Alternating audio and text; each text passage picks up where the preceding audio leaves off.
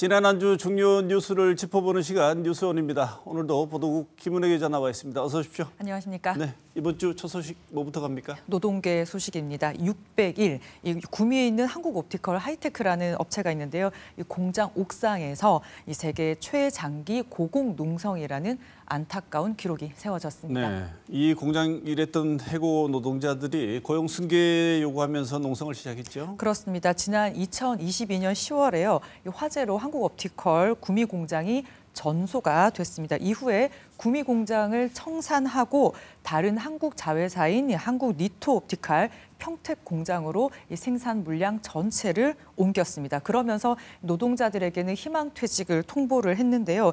희망퇴직에 응하지 않은 노동자들은 고용 승계를 요구했습니다. 그리고 지난해 1월부터는 공장 옥상에서 이 농성을 시작했는데요. 한 명은 건강 악화로 중도에 내려왔고 이 박정혜 부지회장이 홀로 남아서 농성을 이어왔습니다. 현재는요, 고용 승계를 요구하는 노동자들은 7명입니다. 하지만 한국옵티컬 사측은요, 공장 무단 점유 그리고 철거공사 방해 등을 이유로 이 금속 노조 등을 상대로 이 4억 원의 손해배상 소송을 냈습니다. 네, 여기 단순히 고용 승계 문제만 있는 건 아니잖아요? 그렇습니다. 이번에도요, 외국인 투자기업 그리고 먹튀라는 이 두 단어가 모입니다. 일본 화학기업인 니토덴코의 한국 자회사인 한국옵티컬은요, LCD에 들어가는 편광 필름을 생산하는 업체였습니다. 이 자본금 200억 원으로 국내에 진출을 해서요, 지난 2004년에 이 구미 국가산단에 공장 부지를 50년 무상 임대를 받았습니다. 그리고 외투 기업에 주어지는 각종 세제 혜택을 받았습니다. 2022년에는요, 매출이 4천억 원으로 성장을 했습니다. 이 한국옵티컬 생산 물량을 화재 이후에 받은 니토옵티컬도요, 이 니토덴코의 자회사인데요. 이후에 영업이익이 해마다 늘었고 또 신입사원도 채용을 한 것으로 나타났습니다. 화재 이후에는요, 화재보험금 525억 원도 수령한 것으로 최근 드러나면서요, 충분히 고용 승계가 가능한데도 노동자들을 외면했다는 비판을 받고 있습니다. 노조 측은 정부의 문제 해결을 위해서 노력해달라고 나서달라고 요구를 했었는데 네. 사실 방치된 것과 마찬가지였지 않습니까? 근데 이번에는 당도 정부도 나서고 있다면서요? 네, 지난 28일 오전에 정청래 민주당 대표 등이 이제 구미를 찾아서 박정혜 수석 부지회장과 면담을 했습니다. 그리고 601인 지난 29일에는요, 한국옵티컬 공장에서 노동부 장관 등이 참석을 해서 농성 해제 기자회견도 열었습니다. 이제는 중단하고 내려왔는데요. 민주당은 이 문제를 다룰 태스크포스를 꾸리고요. 또 청문회나 입법공청회 등을 통해서 노동자들과 한국옵티컬 사측이 소통할 수 있도록 하겠다고 했습니다. 그리고 OECD 회원국들의 이 다국적 기업이 이 책임 경영 가이드라인을 잘 이행하는지 감시하는 이 NCP라는 기구가 있는데요. NCP 국내 사무소를 통해서 이 조정이 가능할지 이런 것들을 노력해 보겠다고도 밝혔습니다. 문제가 해결된다고 하더라도 근본적으로 필요한 것이 또 하나 있지 않습니까? 네. 이게 바로 알맹이 빼먹고 이른바 먹튀하는 외국 투자 기업, 이런 기업들을 방지하기 위한 내용들이 있어야 될 것 같은데요. 네, 비단 이번 사태뿐만 아니라요. 많이 기억을 하실 겁니다. 9년 동안 투쟁이 이어졌던 구미의 아사히 글라스 사태 있고요. 또 우리 지역만 보면은 대구 달성공단에 이 자동차 부품회사 한국게이츠라는 업체가 있었습니다. 그때는 흑자 상황인데도 코로나19를 이유로 일방적으로 폐업을 통보한 일이 있었고요. 또 경북 영천에 있는 차량용 에어백 제조사 다이셀 코리아라는 업체도 외투기업도 이 공장 부지 무상 임대 기간이 끝나는 시기와 딱 맞물려서 폐업을 통보하면서 당시 노동자들이 반발을 했었습니다. 외투기업이 들어올 때는 국내에 들어올 때는 각종 세제 혜택, 보조금 지원 다 받고 나중에 경영 악화나 산업 구조가 재편돼서 어렵다면서 일방적으로 또 청산을 해버리고 분쟁이 생기면 이 소송으로 대응하는 관행이 반복되고 있다는 비판 끊이지 않았습니다. 일방적인 또 청산, 사업 축소로 빚어지는 해고 사태가요, 이 사회 문제로 부각될 때마다 이 국회에서는 규제를 마련하기 위한 법안이 발의가 됐는데요.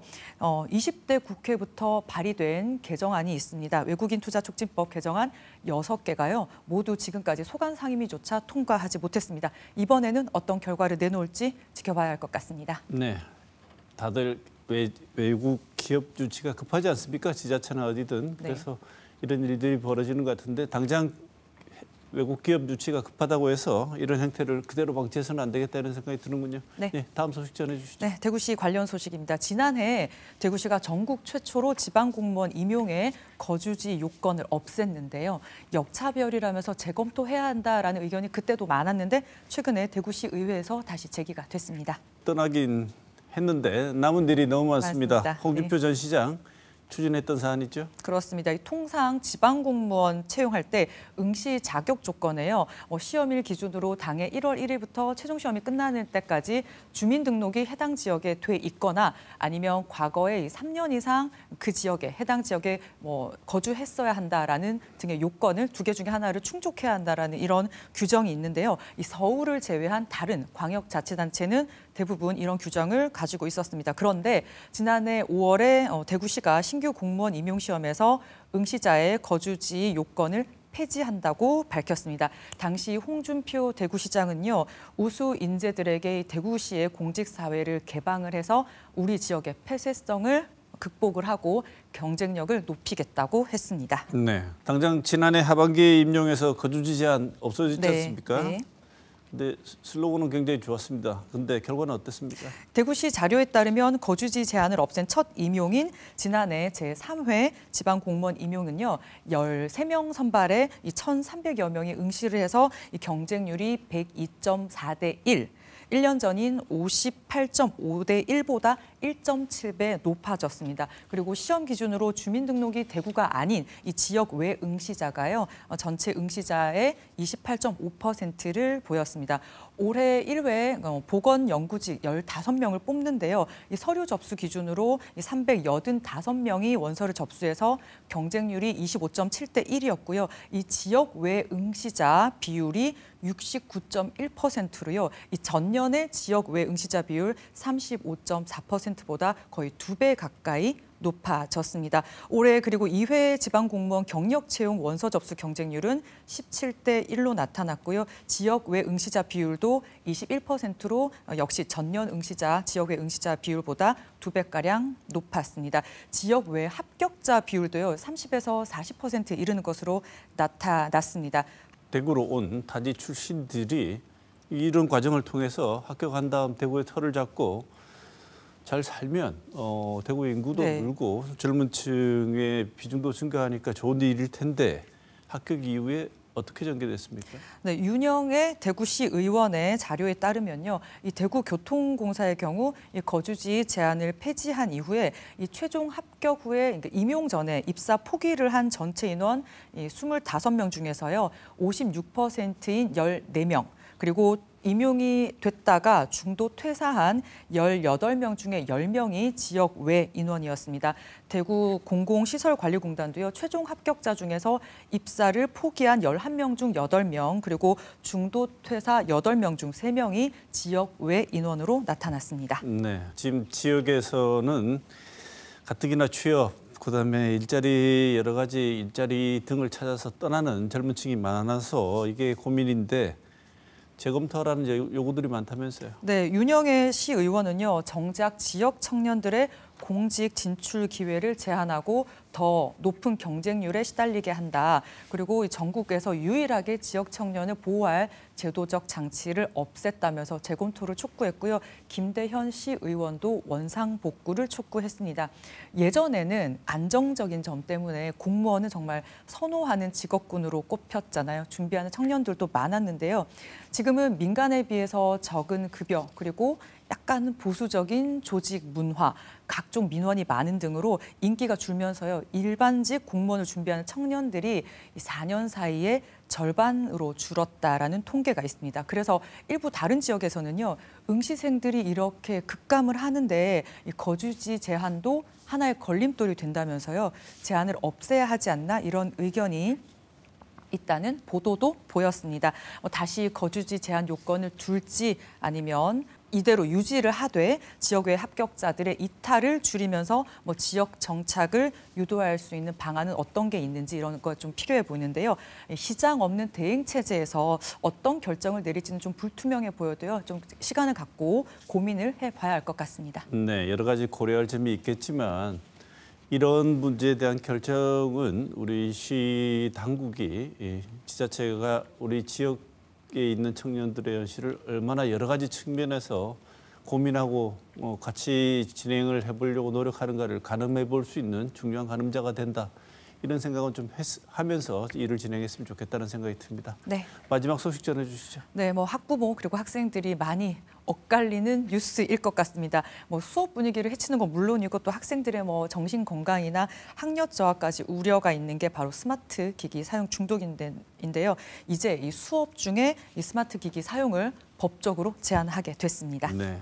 초중등 교육법 개정안 국회에 통과했죠? 내년 3월부터요. 초, 중, 고 학생은 이 수업 중에 휴대전화 등 스마트 기기를 사용할 수 없습니다. 다만 장애가 있거나 특수교육이 필요한 학생이 보조기기로 사용하는 경우 그리고 교육 목적 그리고 이 긴급한 상황에 대응할 때는 교장과 교사의 승인을 거쳐서 사용할 수 있도록 했습니다. 수업 시간이 아니더라도요. 학생의 학습권과 이 교원의 교육 활동을 위해서 필요한 경우에 교내에서 스마트 기기 사용과 소지를 제한할 수 있도록 했습니다. 지금도 이렇게 전원 자체를 끄도록 하거나 아니면 이 휴대폰 담당이 있어가지고 아침에 등교하면 쭉 걷어서 가져가고 학교 때 나눠주거나 하는 이런 방법들이 네. 있는 것 같은데 이런 세부적인 내용들을 학교에서 정하는 거죠? 네, 이제 뭐 학교에 가져올 수 없게 하든지 아니면 뭐 수업 전에는 걷었다가 한 곳에 보관할지 어기면 처벌은 어떻게 할지 등등의 이런 세부적인 내용은요 각 학교가 이 학칙으로 정해야 합니다. 그래서 2학기 때는 각 학교들마다 좀 학칙 정비를 할 것으로 보입니다. 네, 스마트 기기를 사용 금지시키는 것은 일종의 인권 침해다 이런 시각들도 있는데. 네. 그래도 이렇게 된 것은 아무래도 그냥 내버려뒀을 때 해롭다는 측면이 더 강하기 때문에 그런 거죠? 2010년대 초에는요, 뭐 경기, 서울, 전북 등지에서 이 휴대전화 소지권을 보장하는 내용 등을 담은 이 학생 인권 조례가 만들어지기도 했었고요. 또 국가인권위원회는 2014년 이후에 이 휴대전화 수거 관련 진정 300여 건을 심의를 하면서요, 이 스마트폰 사용 전면 금지는 인권 침해다라는 판단을 내리기도 했습니다. 그런데 지난해 10월에는요, 학교에 이 휴대전화 일괄 수거가 이 인권 침해가 아니라고도 결정을 내렸습니다. 이 과학기술정보통신부 자료에 따르면요, 만 10세에서 19세 사이 청소년들의 이 스마트폰 과의존 위험군 비율이요, 2021년에 37%에서 지난해는 42.6%까지 증가하는 것으로 나타났습니다. 이 청소년들의 디지털 과몰입 문제를 해결해야 한다는 공감대가 확산된 것이 법적 제한으로 이어졌다 이렇게 보입니다. 청소년 인권단체 게임 셧다운제냐 아니면 이거는 우리가 스스로 결정할 수 있는 자기 결정권 침해다 이런 비판 당연히 나올 것 같은데 다른 나라 경우는 어떤가요? 네, 지금 사례를 찾아보니까요. 미국은 절반 가까운 주에서 이 교내에서 스마트폰 사용 금지법을 도입했다고 나왔습니다. 그리고 프랑스는 2018년에 초중학교 내에서 모든 디지털 기기 사용을 금지하는 법을 제정을 했고요. 네덜란드도 지난해 교실에서 이 교육 목적 외에 디지털 기기 사용을 금지를 했고 영국은 수업 중에는 이 사용을 금지하는 가이드라인을 배포했다고 합니다. 무조건 못 쓰게 막는 게 뭐 능사는 아니겠지요. 수업 중 제한이라는 법적 조치 외에도 이 청소년들이 디지털 과몰입, 가의존을 방지할 수 있는 실질적인 예방 프로그램 같은 것들도 좀 마련하는 데 힘을 더 써야 할 것 같습니다. 네, 김은우 기자 이번 주도 준비하느라 고생이 많았습니다. 고생하셨습니다.